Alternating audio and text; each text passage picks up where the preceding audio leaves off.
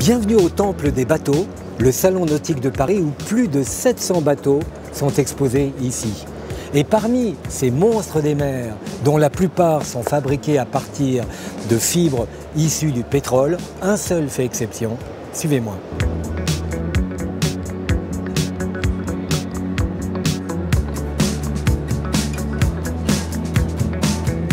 Vous connaissez le jute? C'est une plante qui pousse dans l'eau, c'est-à-dire dans des zones inondables, comme dans les pays du delta du Gange, vous savez, près de l'Inde ici. 40 millions de personnes vivent avec la toile de jute. Et qu'est-ce qu'on fait avec le jute? On fait de la corde, on fait de la ficelle et aussi des sacs à patates. Démonstration. Voilà, et en dehors des sacs à patates, on en fait aujourd'hui du tissu. Et ce tissu, pour peu qu'il soit bien travaillé, eh bien, on en fait des choses étonnantes, comme ce bateau qui s'appelle le Gold of Bengale.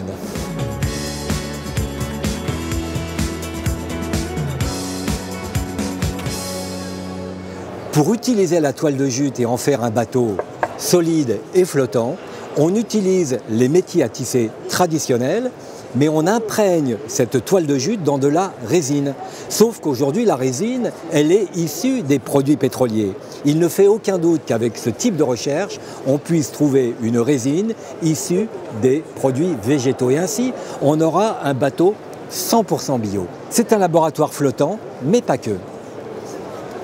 Ce bateau n'est pas qu'une expérience scientifique, c'est aussi une aventure humaine.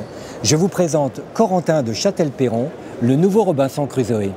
Corentin, combien de temps sur ce bateau et comment? Avec ce bateau, je suis parti naviguer pendant 6 mois à travers les îles désertes du golfe du Bengale, l'Inde, la Birmanie, l'Indonésie et la Malaisie pour expérimenter l'autonomie sur l'eau. Et Corentin, bien sûr, l'autonomie, ça commence par l'eau potable. Alors on utilise un osmoseur, c'est-à-dire un filtre. Il faut actionner ça pendant 1 heure pour faire 5 litres d'eau. Après l'eau, on en arrive à la nourriture. Et là, ça paraît un peu bricolé, mais c'est un four à économie de bois. C'est-à-dire qu'il est fermé et qui produit beaucoup plus d'énergie avec la même quantité de bois qu'un four traditionnel.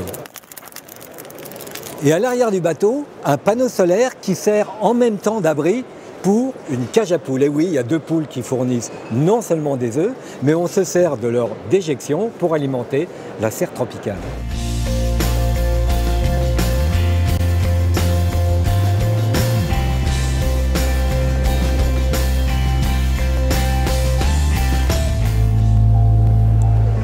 Et pour être totalement autonome, on expérimente ce qu'on appelle l'aéroponie. L'aéroponie, ça veut dire qu'on fait pousser des végétaux avec leurs racines, mais sans terre. Et comment on fait? Eh bien, ici, on a du liquide, de l'eau désalinisée, qui est amenée ici, enrichie avec les déchets des poules, et vaporisée ici avec une petite pompe qui, elle-même, est alimentée par les panneaux solaires.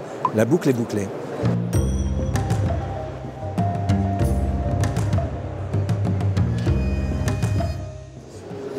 Merci Corentin, finalement ce bateau c'est un laboratoire flottant, c'est un laboratoire sur un mode de vie, une économie circulaire qui finalement, grâce à ces recherches, va nous faire réfléchir pour notre avenir, tout simplement. Bon alors Corentin, on largue les amarres?